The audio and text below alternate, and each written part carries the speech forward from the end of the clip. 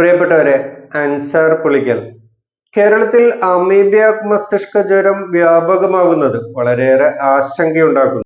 7 വർഷത്തിനിടെ 6 പേർക്ക് മാത്രം ബാധിച്ചിരുന്ന ഈ രോഗം കഴിഞ്ഞ 2 മാസത്തിനിടയിൽ 3 കുട്ടികൾക്കാണ് സ്ഥിരീകരിച്ചത്.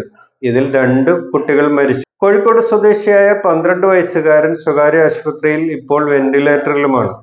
ഇതിൽ 5 വയസ്സുകാരി കടലുണ്ടിപ്പുഴയിലും മറ്റു 2 പേരും കുളത്തിലും കുളിച്ചതിനെ തുടർന്നാണ് രോഗം ബാധിച്ചത്. ഈ സന്ദർഭത്തിൽ എന്താണ് അമീബിയ മസ്തിഷ്ക ജ്വരം, എങ്ങനെയാണ് ഈ അസുഖം പകരുന്നത് എന്നതിനെ കുറിച്ചുള്ള ചെറിയൊരു വിവരണമാണ് നാം ഇന്ന് ഈ ക്ലാസ് നടത്തുന്നത്.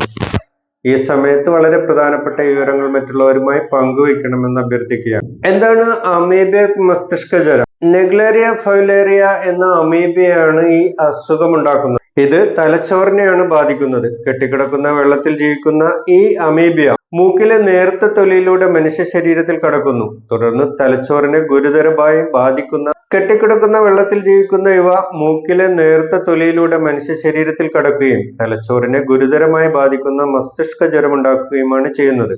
വെള്ളത്തിൽ സ്വതന്ത്രമായി ജീവിക്കുന്ന ഇവ അഴുക്കില്ലാത്ത ജലാശയങ്ങളിലാണ് പൊതുവെ കാണുന്നത്.